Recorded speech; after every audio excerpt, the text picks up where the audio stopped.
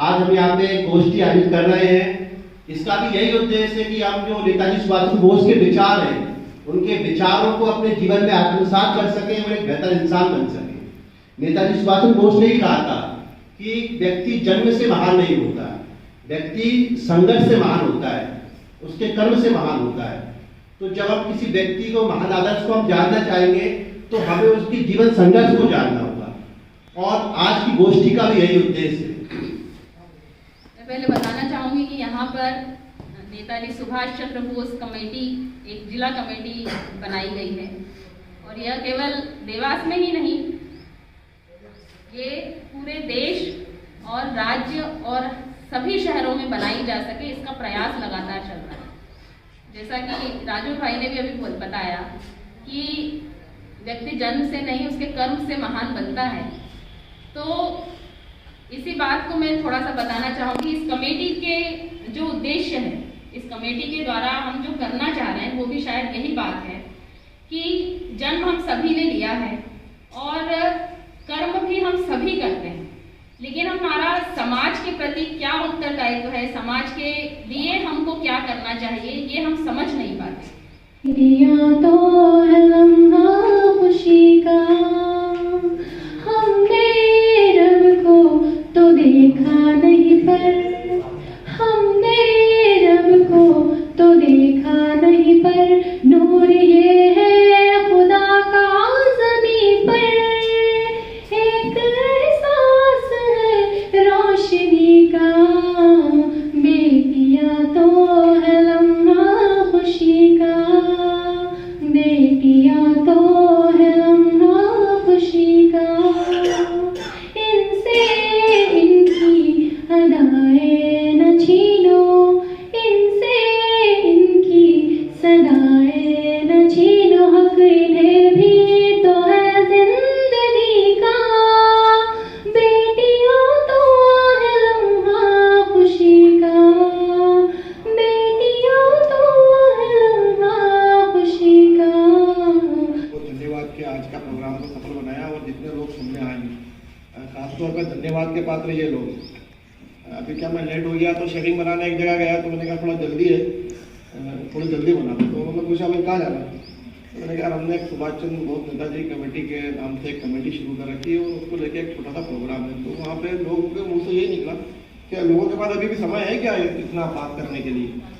तो ये जो मानसिकता बन गई है कि नेताजी के लिए क्या किसी के पास समय है, इसी को तोड़ने के लिए, इसी मिथक को खत्म करने के लिए हमने ये कमेटी की शुरुआत की। और छोटा सा प्रयास है, छोटी संख्या हमारी है, लेकिन ये संख्या जो संदेश दे रही है वो बहुत बड़ा है। नेताजी की जरूरत आज हमें क्यों है, ये सबसे बड़ा सवाल आज इस गोष्ठी का है। नेताजी के जीवन चरित्र पर आज हम बात कर रहे हैं। तो हम देख रहे हैं कि आज हमारा देश सांप्रदायिकता की आग में झुलस रहा है, और नेताजी के जीवन को जितना हम समझेंगे तो हम ये पाएंगे कि उनके जीवन शैली में कहीं पर भी सांप्रदायिकता जैसी कोई चीज नहीं थी। उन्होंने सभी समाज का नेतृत्व किया और उसी संदेश को देने के लिए वो इतनी बड़ी सेना का निर्माण कर पाए, और बड़ी आसानी से ये काम उन्होंने कर दिया। आज अगर कोई ये सोचे कि एक सेना बना ली आज, तो वो नामुमकिन है। तब इस दौर में जबकि सब कुछ बहुत आसान है, उस दौर में जहाँ पे अंग्रेजों का इस देश पे राज है, आप अगर नेताजी सुभाष चंद्र बोस को पढ़ेंगे तो पढ़ते चले जाएंगे, उसमें खोते चले जाएंगे। कई किस्से हैं, हम क्या किस्से बताएं। छोटी सी बात ये कहूंगा कि उस समय उस सेना का निर्माण करना, जर्मनी होते हुए जापान की मदद से वापस इस देश पे हमला करना, जरूरी नहीं है कि मैं जो यहाँ विचार व्यक्त करूं आप उससे सहमत हो, और जरूरी नहीं है क्योंकि मामला सुभाष चंद्र बोस का है, वो जरूरी नहीं है कि आप जो विचार रखें उससे मैं सहमत हूं। लेकिन एक बात से हम सब सहमत होंगे निश्चित तौर पे कि ये गोष्ठी बने रहना चाहिए, क्योंकि एक बिंदु आएगा जहां पर नदी समंदर से मिलती है और वो गंगा सागर बन जाती है, और वो तीर्थों में तीर्थ गंगा सागर कहलाता है। ये विचार निश्चित तौर पे इस महापुरुष के संदर्भ में यदि रिसर्च होगी, और होती रहेगी, और कई चीजें पब्लिक डोमेन में। फरीद भाई मैं आपको बतला दूं कि आपने जैसे कहा कि सुभाष चंद्र बोस के लिए समय, लोगों ने कहा ना कि अपने पास समय नहीं है, मैं बहुत तकलीफ में आ जाता हूँ जब अब बिल्कुल आप जैसे ही मेरा मामला हो जाता है। लोगों के पास समय क्यों नहीं है? तो मैं उनसे कहता हूँ कि आपके पास कब कब कितना कितना समय, अगर मैं 24 घंटे आपके बता दूँ तो बता दो आपने ऐसा क्या उखाड़ लिया, सीधे शब्दों में बोलो। 80,400 रुपए यदि मान लो किसी से लेना है और यदि वो अपन को 80,000 रुपए दे रहा हो, तो क्या अपन उससे ये कहते हैं कि नहीं वो 400 रुपए दे, नहीं तो मैं 80,000 छोड़ दूंगा। 400 रुपए दो, नहीं तो 80,000 ही रख लो। कभी होता है ऐसा? नहीं होता। तो हम क्यों किसी की 1 या 2 मिनट की कोई ऐसी फालतू की बात हो जाती है, वो सांप्रदायिकता की जो बात है। 1 या 2 मिनट कोई आदमी आके अपनी बोल के चला जाता है जी वो गरीब अंदाज में, और हम पूरे दिन नाराज होते रहते हैं। ये ना हमारा पूरा 24 घंटे बर्बाद कर देते हैं। ये इस समय देश में बहुत वर्षों से हो रहा है। एक आदमी जिसको कोई नहीं पहचानता वो आके कुछ बोल देता है और उसके ऊपर घंटों टीवी पे बहस चलती है। किसका समय पर? और सब देखते हैं जो ये कह रहे हैं ना कि आपके पास इतना समय है, अगर आपने वो बात छेड़ दी या वो बातें जो उलूल जुलूल है जिसका कोई मतलब नहीं है, देश की तरक्की से कोई मतलब नहीं है, देश के अमन चैन से कोई मतलब नहीं है, आपसे वो घंटों बहस कर लेगा। वहां फिर धीरे से पूछिए फरीद भाई कि तुम्हारा इतना समय है बहस करने का जिसका कोई मतलब नहीं।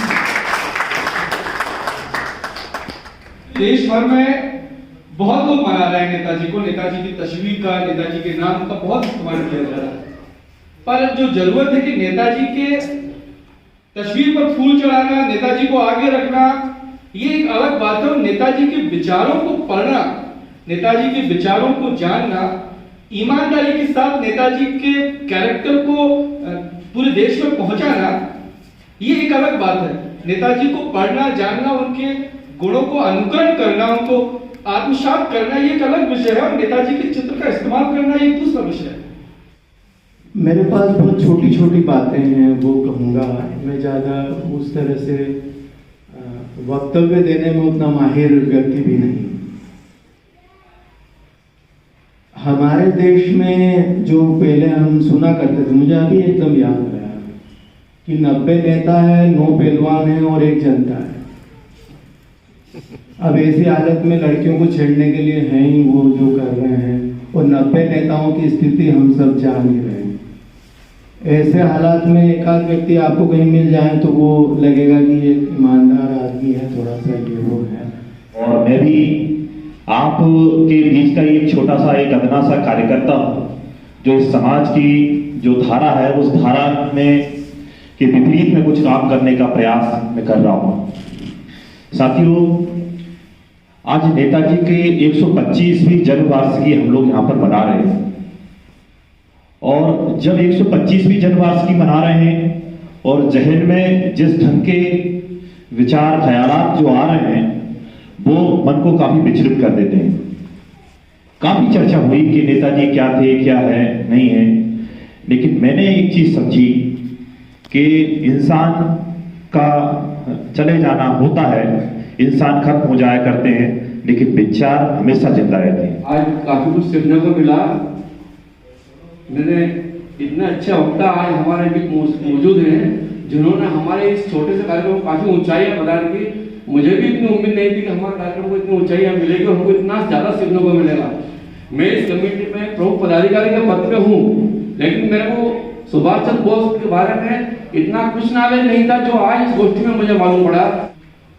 सम्मानीय मंच पर आसीन नेताजी सुभाष चंद्र बोस के 125वीं आयोजन कमेटी ने देवास शहर में जिस सोच के साथ इस कमेटी का आयोजन हुआ था और आज जो संगोष्ठी हमने आयोजित की थी, उस संगोष्ठी में आए बधारे बोस के विचारों को गांव शहर में फैला दो, नेताजी सुभाष चंद्र बोस अमर रहे, नेताजी सुभाष चंद्र बोस जिंदाबाद, नेताजी सुभाष चंद्र बोस अमर रहे, शहीदों के अरमानों को मंजिल तक पहुंचाएंगे, शहीदों के अरमानों को मंजिल तक पहुंचाएंगे।